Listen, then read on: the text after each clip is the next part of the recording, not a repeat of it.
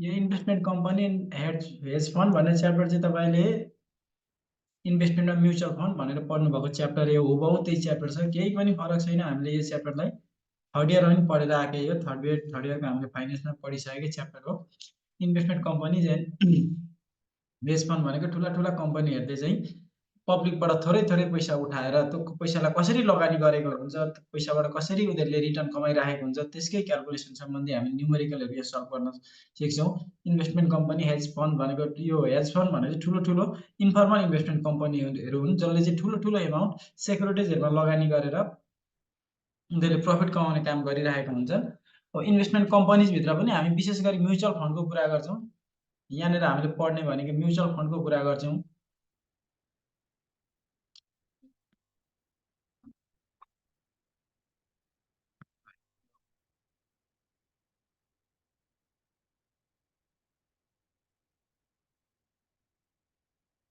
Investment कम्पनीमा पनि mutual फन्डको कुरा गर्छ। म्युचुअल फन्ड भने चाहिँ यस्तो इन्भेस्टिङ कम्पनीज हो जसले चाहिँ पब्लिकबाट थोरै थोरै एमाउन्ट कलेक्ट गर्छ। त्यो फन्डलाई कलेक्ट गरेर डिफ्रेन्ट सेक्युरिटिजहरूमा इन्भेस्ट गरेर रिटर्न कमाउने काम गरिरहेको हुन्छ। त्यसलाई इन्भेस्टमेन्ट कम्पनीज अथवा म्युचुअल फन्ड कम्पनी भनिन्छ। हेज फन्डले चाहिँ एकैचोटि ठुल्ठुलो फन्ड कलेक्ट गरेर इन्भेस्ट गर्छ। इन्भेस्टमेन्ट कम्पनीजहरूले चाहिँ यो म्युचुअल फन्डले चाहिँ थोरै थोरै एकदम सानो सानो एमाउन्ट चाहिँ पब्लिकबाट कलेक्ट गर्छ। त्यही पैसालाई एकदम ठुलो पुल बनाएर त्यही पैसाहरू जम्मा गरेर एकदम ठुलो एमाउन्ट बनाएर डिफ्रेन्ट टाइप्स अफ सेक्युरिटिज मार्केटहरूमा लगानी गरेर रिटर्न कमाउने काम गर्छ म्युचुअल फन्डले। हामीले यो म्युचुअल फन्ड इन्भेस्टमेन्टमा तपाईँले ठ्याक्कै यही नै च्याप्टर पढ्नुहुन्छ, केही फरक पनि छैन। अब इन्भेस्टमेन्टमा नपढेको कारणले गर्दाखेरि चाहिँ यहाँ एफआइएममा सुरु गरियो। म्युचुअल फन्ड दुई प्रकारको म्युचुअल फन्डको बारेमा यहाँ हामीले डिस्कस गर्छौँ। हिसाबमा त तपाईँलाई म्युचुअल फन्डको टाइप्सले कुनै पनि असर गर्दैन। म्युचुअल फन्ड दुई प्रकारको हुन्छ भनेर बुझ्नु। एउटा ओपन इन्डेड म्युचुअल फन्ड र अर्को close ended mutual fund. Close ended mutual fund. अब ओपन इन्डेड म्युचुअल फन्ड भनेको चाहिँ यस्तो म्युचुअल फन्ड जुन चाहिँ हामीले कारोबार गर्नको लागि दोस्रो बजारबाट कारोबार गर्न सकिँदैन। ओपन इन्डेड म्युचुअल फन्ड भनेको हामीले buying and selling activities, open ended mutual फन्डको बाइङ एन्ड सेलिङ एक्टिभिटिज हामीले उनीहरूको डिलरको थ्रुबाट मात्रै गर्न सकिन्छ। यो तपाईँको सेकेन्डरी मार्केटबाट किनबेच पनि हुँदैन, यो सेकेन्डरी मार्केटमा इस्यु पनि हुँदैन। जसरी तपाईँले मेरो सेयरमा अथवा तपाईँले प्राइमेरी मार्केटमा म्युचुअल फन्डहरू इस्यु भएको देख्नुहुन्छ, त्यहाँ अनलाइनबाट एप्लाई गर्न सक्नुहुन्छ।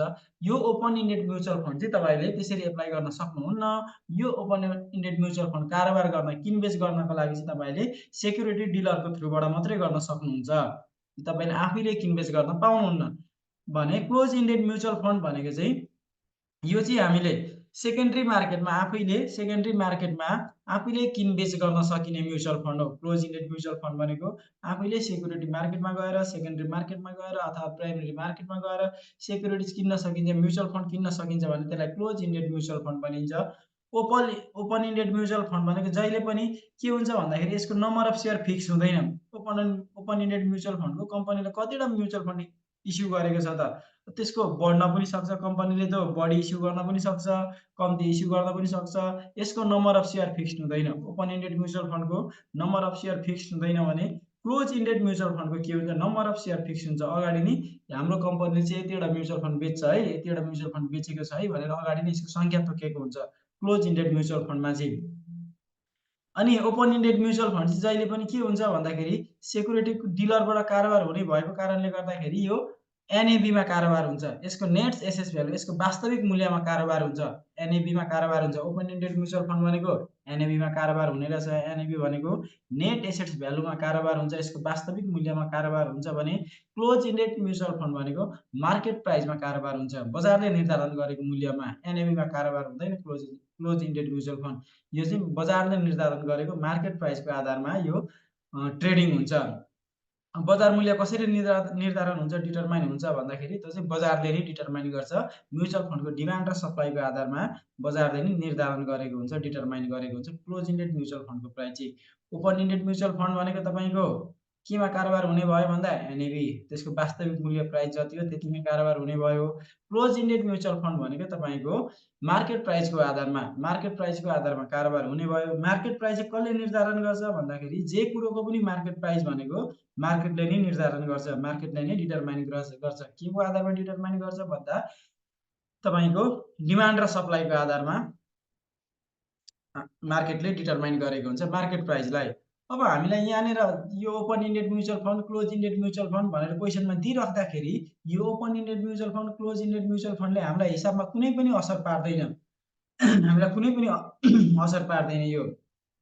हामीले खालि कन्सेप्टको लागि चाहिँ ओपन इन्डेड म्युचुअल फन्ड के भनेको के रहेछ र क्लोज इन्डेड म्युचुअल फन्ड भनेको के रहेछ भनेर बुझ्नको लागि मात्रै हल्का डिस्कस गरेको, नभए हिसाबमा तपाईँलाई यसले कुनै पनि अर्थ राख्दैन। ओपन इन्डेड म्युचुअल फन्ड बनोस्, क्लोज इन्डेड म्युचुअल फन्ड बनोस्, यसले हामीलाई हिसाबमा कुनै अर्थ राख्नेवाला छैन। अब हामीले यहाँनिर केही फर्मुलाहरू लेख्नुपर्ने हुन्छ। विशेष गरी चाहिँ तपाईँले यहाँ म्युचुअल फन्डमा तपाईँलाई धेरैचोटि सोध्ने भनेको यहाँ एचपिआर, होल्डिङ पिरियड रिटर्न निकाल्न लाउँछ क्या। एचपिआर निकाल्न लाउँछ, होल्डिङ पिरियड रिटर्न निकाल्न लाउँछ। यो होल्डिङ पिरियड रिटर्न पनि नि हामीले म्युचुअल फन्ड भन्ने च्याप्टरमा 3 प्रकारको एचपिआर पढ्नुपर्ने हुन्छ। होल्डिङ पिरियड रिटर्न भनेको 3 प्रकारको एचपिआर क्याल्कुलेट गर्दा लाउँछ क्या क्वेसनले। क्वेसनले त खुलाएको हुँदैन कुन एचपिआर क्याल्कुलेट गर भनेर, क्वेसनले प्राय क्वेसनमा खुलाउँदैन। खुलाएन भने पनि हामीले क्वेसनलाई देखेर चिनेर गर्नुपर्ने हुन्छ। होल्डिङ पिरियड रिटर्न भनेको कुनै पनि सेक्युरिटिज किनेर होल्ड गरिसकेपछि सर्टेन टाइम अफ पिरियडसम्म होल्ड गरिसकेपछि त्यसबाट हामीलाई कति प्रतिशत आम्दानी भयो भनेर पर्सेन्टेजमा निकाल्यौँ भने त्यसलाई नि होल्डिङ पिरियड रिटर्न भनिन्छ। अब तपाईँलाई एउटा होल्डिङ पिरियड रिटर्न भनेको एनएबी बेस्ड एचपिआर भन्छ। एनएबी बेस्ड एउटा एनएबी बेस्ड एचपिआर निकाल्न लाउँछ। अर्को भनेको market based HPR, market based HPR. अर्को भनेको HPR with load fee, HPR with load fee. अब 3टा एचपिआर निकाल्न लाउने रहेछ। एउटा एनएबी को आधारमा होल्डिङ पिरियड रिटर्न, एनएबी भनेको सेयरको वास्तविक मूल्य, एक्चुअल यो म्युचुअल फन्डको एक्चुअल प्राइसको आधारमा हामीले एनएबी निकाल्नु पर्ने हुन्छ। अर्को भनेको मार्केट प्राइसको आधारमा, बजार मूल्यको आधारमा एचपिआर निकाल्नु पर्ने हुन्छ। अर्को भनेको लोड फी सहितको एचपिआर भनेको म्युचुअल फन्डमा लोड फी इन्क्लुड भएको छ भने त्यसको एचपिआर निकाल्न। यो 3 प्रकारको एचपिआर हामीलाई धेरै क्वेसनमा सोध्ने भनेको यही 3 प्रकारको एचपिआर हो। यो 3 प्रकारको एचपिआर निकाल्न सिक्यौँ भने हामीलाई म्युचुअल फन्डको कुनै पनि न्युमेरिकल गाह्रो हुँदैन, एकदमै सजिलो च्याप्टर पनि हो। अब हामी फर्मुलापट्टि जाउँ। पहिलो फर्मुलामा म लेख्छु तपाईलाई एनएबी निकाल्ने फर्मुला। एनएबी, अहिले यसको फुल फर्म तल लेख्छु म। NAV is equals to total assets minus total liabilities divided by number of shares outstanding divided by number of shares outstanding, number of shares outstanding. अब वेयरमा एनएबी भनेको के हो भन्दाखेरि net assets value, where NAV is equals to net assets value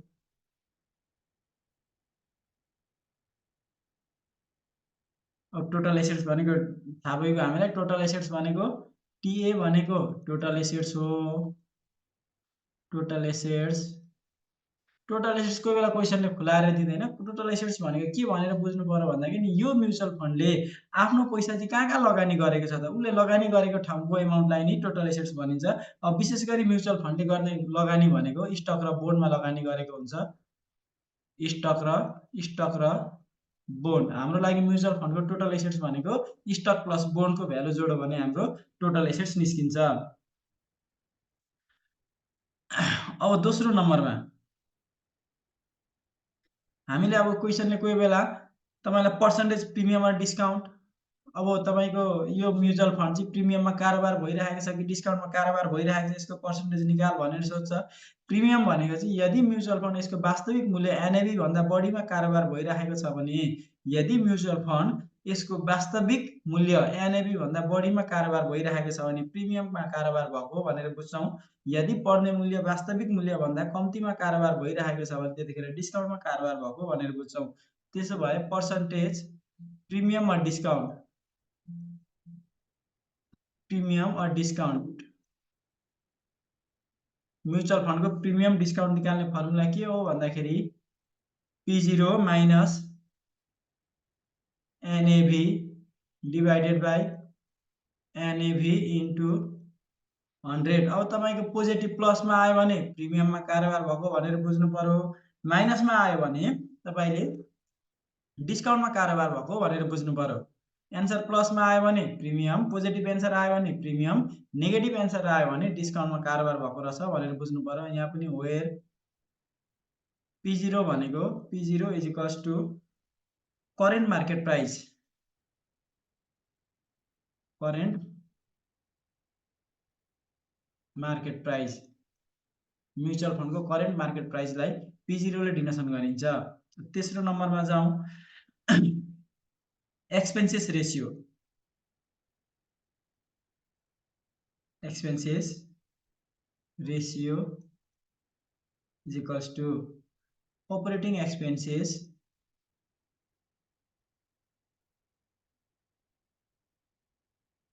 divided by beginning NAV, beginning total NAV ला NAV मात्रै हैन, total NAV, beginning total NAV भनेर बुझ्नु पर्यो। अब हामीलाई इम्पोर्टेन्ट फर्मुलाहरु चाहिँ अब आउँदैछन्। चौथो नम्बरमा हामीले HPR निकाल्ने, अब हामी HPR निकाल्ने फर्मुलापट्टि लाग्यौं। सुरुमा हामी NAV बेस्ड HPR, NAV को आधारमा HPR, NAV बेस्ड HPR भन्छौं, अथवा यसलाई अर्को नाम के पनि भन्छ क्वेशनले भन्दाखेरि HPR for fund manager, HPR for fund manager भन्नु भने तपाईले यसलाई NAV बेस्ड HPR पनि भनिदो रहेछ, अथवा अर्को भाषा यसको अर्को ल्याङ्ग्वेजमा के भन्दो रहेछ भन्दाखेरि फन्ड म्यानेजरको HPR निकाल भन्नु भने हाम्रो HPR निकाल्ने फर्मुला के हुन्छ भन्दाखेरि NAV बेस्ड भन्ने बित्तिकै NAV को आधारमा, NAV लाई आधार बनाएर HPR निकाल्नु पर्ने छ। जहिले पनि HPR निकाल्ने भनेको ending minus beginning plus income minus beginning value हो। अब यसलाई लेख्दाखेरि कसरी लेख्छौं भन्दाखेरि NAV1 minus NAV0 plus capital gain plus तपाईको dividend divided by NAV0 into 100। NAV based HPR भन्नु भने NAV को आधारमा HPR निकाल भन्नु भने हाम्रो formula NAV1 minus NAV0 plus capital gain plus dividend minus NAV0 हुँदो रहेछ। वेयर अब यहाँनिर हामी लेख्छौं यसको वेयर NAV1 भनेको के हो, NAV0 भनेको के हो, NAV1 is equals to तपाईको इन्डिङ NAV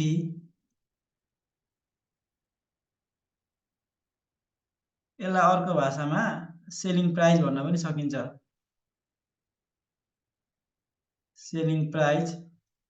अब NAV0 भनेको बिगिनिङ NAV, बिगिनिङ NAV यसलाई अर्को वर्डमा पर्चेस प्राइस, पर्चेस प्राइस पनि भन्न सकिन्छ। अब CG भनेको capital gain, CG is equals to capital gain, DIB भनेको डिभिडेन्ड। यो भयो हाम्रो NAV बेस्ड HPR निकाल्ने फर्मुला। NAV बेस्ड HPR को फर्मुला लेखिसकेपछि अब हामी मार्केट बेस्ड HPR, बजार मूल्यको आधारमा, म्युचुअल फन्डको बजार मूल्यको आधारमा HPR निकाल्ने फर्मुला लेख्छौं। Market based HPR। अब यसलाई अर्को नाम भन्दाखेरि NAV बेस्ड HPR लाई HPR अफ फन्ड म्यानेजर भन्थ्यो भने यसलाई HPR फर इन्भेस्टर भन्छ, HPR for investor. HPR for इन्भेस्टरको लागि HPR भनेको के हुन्छ भन्दाखेरि यसको चाहिँ अब मार्केट प्राइसको आधारमा, मार्केट बेस्ड HPR भन्ने बित्तिकै म्युचुअल फन्डको बजार मूल्यको आधारमा HPR निकाल्नु पर्ने हुन्छ। फर्मुला त त्यही नै हो, हिजो जस्तो अघि NAV को आधारमा निकालेको थियो भने अब मार्केट प्राइसको आधारमा निकाल्नु पर्यो। त्यसो भए अब चाहिँ P1 minus P0 plus capital gain plus dividend divided by P0 into 100 हुन्छ। अब यहाँनिर वेयरलाई यतापट्टि लेखिदिएँ मैले,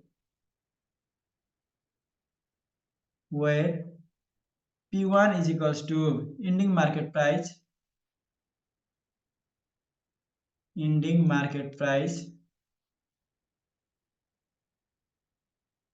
डिभाइड अर यसलाई के पनि भनिन्छ सेलिङ प्राइस। अर्को P0 भनेको बिगिनिङ मार्केट प्राइस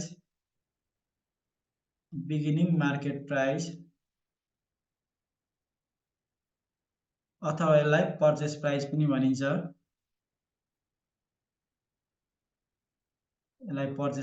भनिन्छ, यो भनेको तपाईको मार्केट बेस्ड एचपीआर भयो। हामीले तीनटा एचपीआर को कुरा गरेको थियौं, एउटा NAV based HPR, market based HPR, अर्को पनि एचपीआर छ हाम्रो HPR with load fee. HPR for load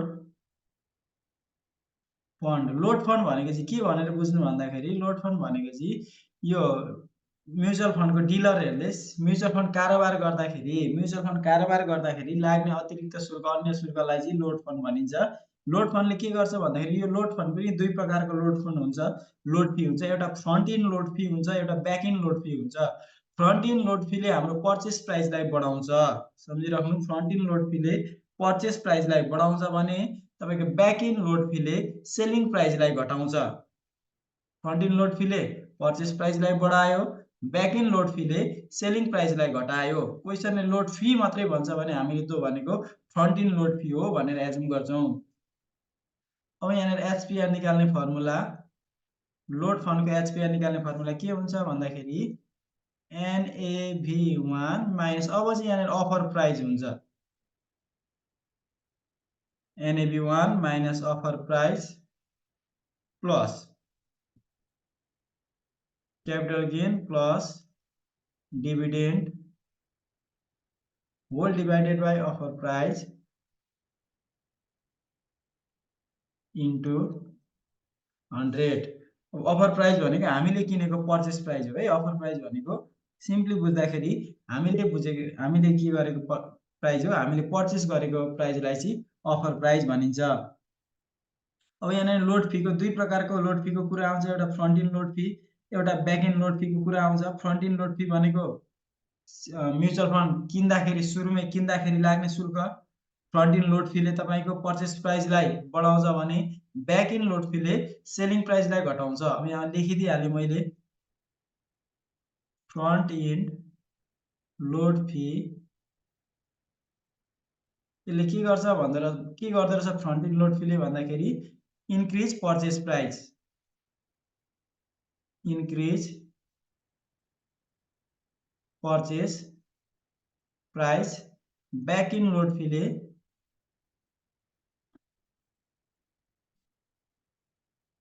decrease selling price, selling प्राइसलाई ब्याक इन लोड फीले घटाउँछ। अब यो अफर प्राइस चाहिँ कसरी निकाल्ने त? अब अफर प्राइस निकाल्ने फर्मुला लेखौं 7 नम्बरमा।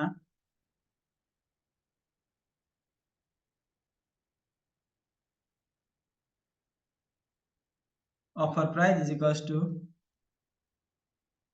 NAV divided by 1 minus load fee.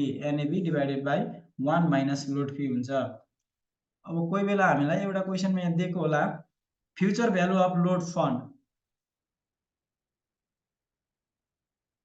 Future value of load fund, load fee सहितको म्युचुअल फन्डको फ्युचर भ्यालु निकाल भन्नु भने हाम्रो के हुन्छ फर्मुला भन्दाखेरि FB is equals to, future value निकाल्ने फर्मुला के हो, PV 1 minus load fee times 1 plus HPR minus annual fee,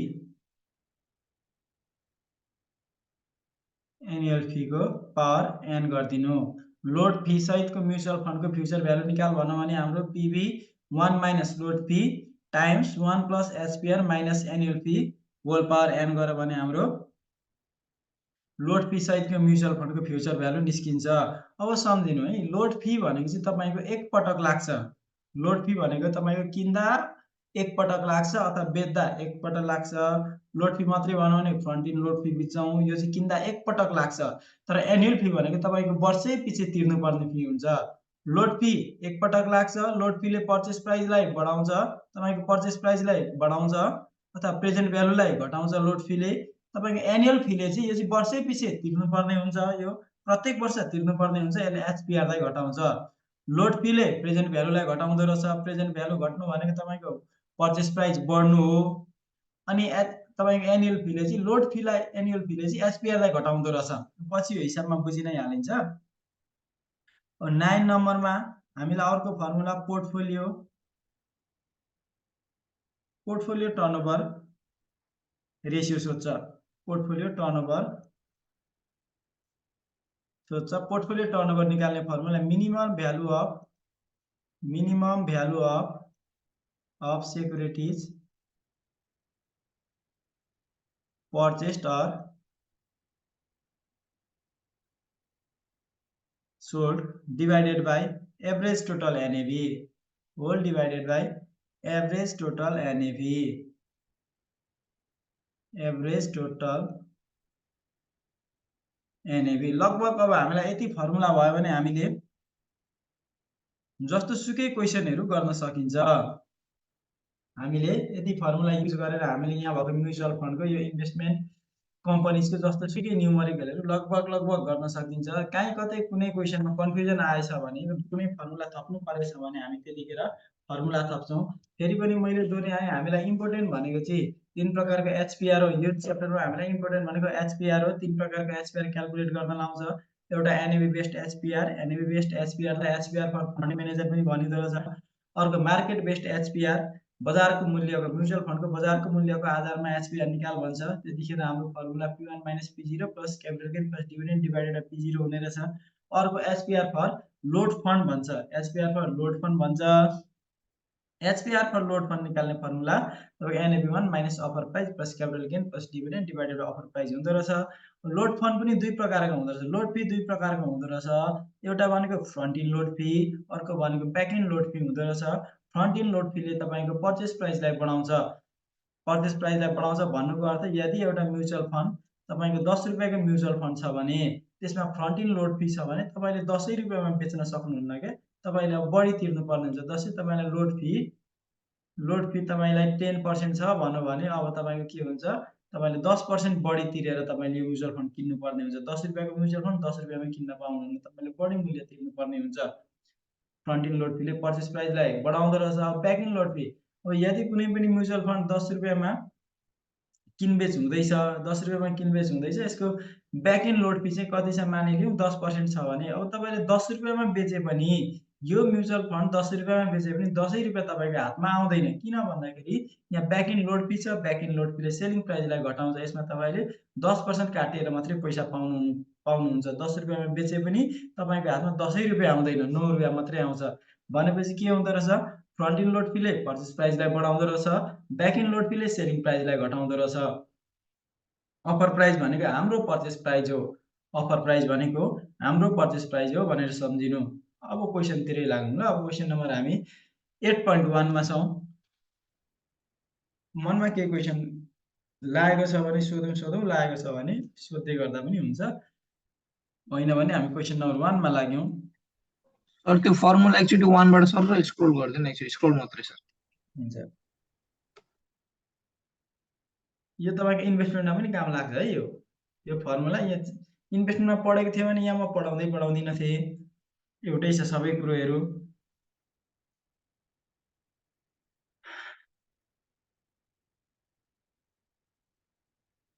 hand writing चाहिँ मिलाएर बुझ्नु होला, बुझिएन भने सोध्नु होला।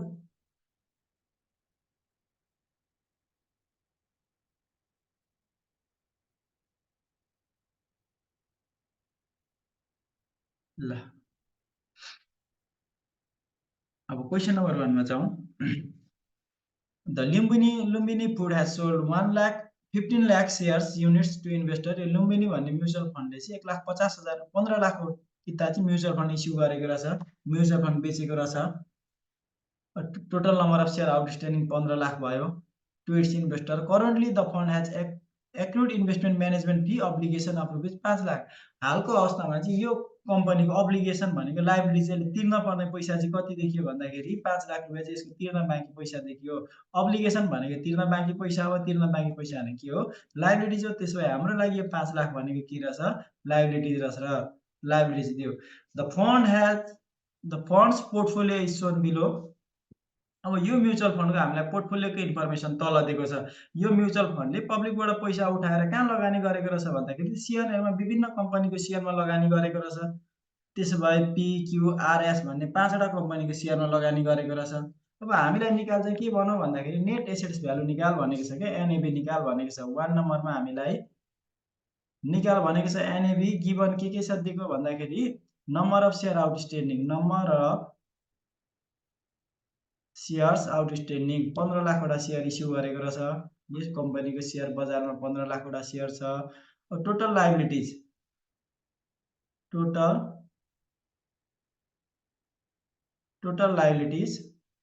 रुपीज कति दियो? 5 लाख रुपैयाँ। यसले तिर्न बाँकी पैसा चाहिँ कति देखियो भन्दाखेरि 5 लाख रुपैयाँ तिर्न बाँकी पैसा देखियो। अब यसको हामीलाई टोटल एसेट्स पनि चाहिन्छ नि त। टोटल एसेट्स भनेको चाहिँ यो कम्पनी म्युचुअल फन्डको लागि यसको सम्पत्ति भनेको के हो भन्दाखेरि यसले त यसको लगानी नै यसको सम्पत्ति हो।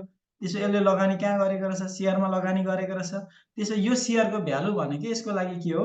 सम्पत्ति हो। त्यसो यसको टोटल सम्पत्ति कति रहेछ भन्दाखेरि पछि यो number of share into price multiply गरिदिनु न। 50,000 into 100 plus 20,000 into 70, 20,000 into 70 plus 35,000 into 300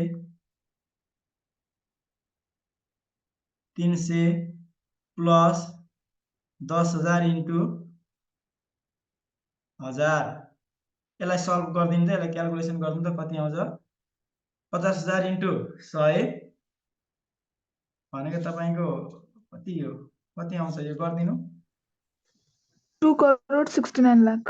2 crore 69 lakh rupees. यसको सम्पत्ति चाहिँ कति देखियो भन्दाखेरि 2 करोड 69 1 2 3 4 5 2 करोड 69 लाख देखियो। हामीलाई निकाल भनेको त के हो?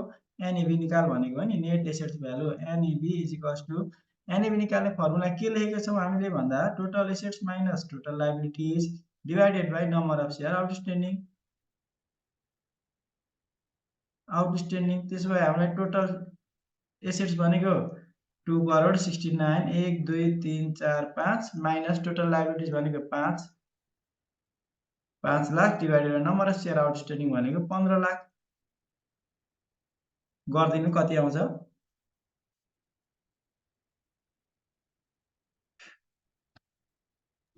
17.6। 17 यो एन्सरमा भए जति नै आउँछ होला, 60 आउँछ होला। मैले एन्सरलाई हेरेर आधार मानेर लेखिदिएँ, त्यति नै आउनुपर्छ। ल, ए नम्बरको एकदमै सिम्पल क्वेसन थियो। हामीलाई बेसिक क्वेसन दिएको छ म्युचुअल फन्डको। अब क्वेसन नम्बर 2 मा पनि जाउँ। क्वेसन नम्बर 2 मा के भन्नु भन्दाखेरि an investment company has 1.05 million of assets. एउटा इन्भेस्टमेन्ट कम्पनी रहेछ। यसको टोटल सम्पत्ति चाहिँ कति देखियो? टोटल एसेट्स भन्दाखेरि 1.5 मिलियन देखियो। Total assets is equal to rupees 1.05 million, sorry 1.05 million देखियो। And liabilities of rupees 50,000। Total liabilities is equal to rupees 50,000 and the 20,000 shares outstanding. Number of shares outstanding. Number of shares outstanding is equals to 20,000 share outstanding. यसले बजारमा चाहिँ आफ्नो कम्पनीको 20,000 वटा share बेचेको रहेछ। हामीलाई व्हाट इज इट्स NAV, यसको NAV निकाल भनेको छ। फेरि पनि हामीलाई NAV निकाल्ने फर्मुला त total assets minus total liabilities divided by number of share outstanding हो। नम्बर अफ शेयर आउटस्ट्यान्डिङ हो। अब यो क्वेसनमा चाहिँ टोटल एसेट्स भनेको के भन्छ? मिलियनमा छ नि। अब हामीले हिसाब गर्दा जहिले पनि युनिट एउटै बनाउनु पर्छ। कि सबै रुपीजलाई मिलियनमा लानु पर्यो, कि सबैलाई मिलियनमा लानु पर्यो, होइन भने सबैलाई लाखमा झार्नु पर्यो। 1.5 मिलियन भनेको तपाईको कति हो? 1.05 मिलियन भनेको सरी 1.05 मिलियन भनेको 10,50,000 होला 10,50,000 हो माइनस 50,000 डिवाइडेड बाई 20,000 गरिदिनु कति आउँछ तपाईको 10 रुपीस 50 रुपीस 50 आउँछ यो किन कन्भर्ट गरियो भन्दाखेरि एउटै युनिट बनाउनु छ कि त लाख लाख हजार हजार बनाउनु पर्यो कि त तपाईले मिलियनमा लानु पर्यो सबैलाई हामीलाई यहाँ हिसाब गर्न सजिलो चाहिँ सबै अरु तपाईको 1000 मा भएको कारणले गर्दाखेरि यो मिलियनलाई पनि हामीले लाखमा कन्भर्ट गरेको हो ए नम्बरमा एनएबी निकाल्यौं बी नम्बरमा suppose the fund page of its liabilities fund page of its liabilities भनेको के हो भन्दाखेरि यो फन्डले चाहिँ म्युचुअल फन्डले चाहिँ आफ्नो लायबिलिटीज तिर्नुपर्ने पैसा तिर्यो क्या यो जुन अघि 50,000 तिर्न बाँकी थियो नि लायबिलिटीज यो पैसा तिर्यो अरे अब लायबिलिटीज छैन while at the same time the value of assets doubles value of assets double भएको छ भ्यालु अफ एसेट्स डबल हुनु भनेको पहिले तपाईको 10,50,000 को टोटल एसेट्स थियो अहिले चाहिँ डबल भइदियो भनेपछि अब टोटल एसेट्स कति भयो टोटल एसेट्स भनेको अब डबल भइसकेपछि 2,21,00,000 भयो 10,50,000 को डबल कति भयो 21 लाख भयो how many shares will a deposit of 4200 receive त्यसो भए 4200 डिपोजिटले चाहिँ कतिवटा शेयर किन्न सकिन्छ भनेर सोधेको छ हामीले 4200 रुपैयाँले चाहिँ कतिवटा शेयर किन्न सकिन्छ भनेर सोधेको छ त्यसो भए 4200 रुपैयाँले चाहिँ कतिवटा शेयर किन्न सकिन्छ भन्नको लागि त यो फन्डको सुरुमा हामीले के निकाल्नु पर्यो यसको एनएबी निकाल्नु पर्यो नि त एउटा शेयरको मूल्य चाहिँ कति हुन्छ त अब एउटा म्युचुअल फन्डको प्राइस चाहिँ कति हुन्छ त्यो निकाल्नु पर्छ सुरुमा त्यसो भए सुरुमा हामीलाई दिएको कन्डिसन लेखौं न बी नम्बरमा के दिएको छ भन्दा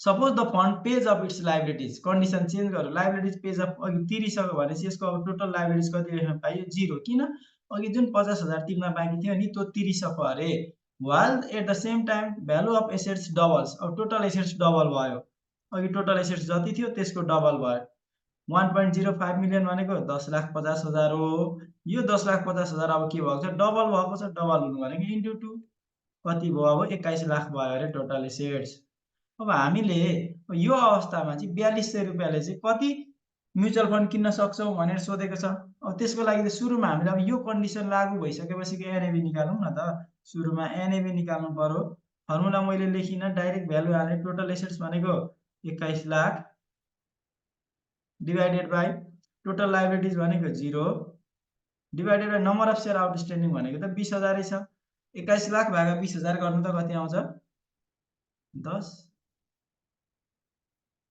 सायद 1 2 3 4 चारटा 0 काट्यो 210 भागा 2 भनेको 105 एउटा म्युचुअल फन्डको दाम कति हुने रहेछ 105 हुने रहेछ एउटा म्युचुअल फन्डको दाम 105 हो भने हामीले 4200 रुपैयाँले चाहिँ अब कतिवटा म्युचुअल फन्ड किन्न सकिन्छ त्यो निकाल्दियौ अब number of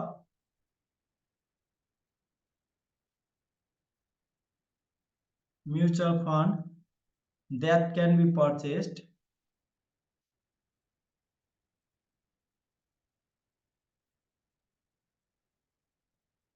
by rupees 4200 is equals to 4200 ले कतिवटा म्युचुअल फन्ड किन्न सक्ने रहेछ भन्दाखेरि 4200 डिवाइडेड बाइ एउटा म्युचुअल फन्डको 105 4200 डिवाइडेड बाइ 105 गर्दा कति आउँछ 10 चौको भनेपछि 40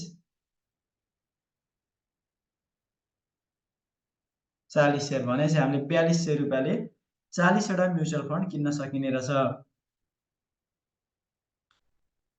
क्वेशन नम्बर 1 र 2 मा कसैलाई के सोध्नु छ भने सोध्नु अब 3 देखि हामी भोलिको क्लासमा सल्भ गर्छौं आज अब हाम्रो कर्पोरेट पढ्ने बेला भइहाल्यो छ के सोध्नु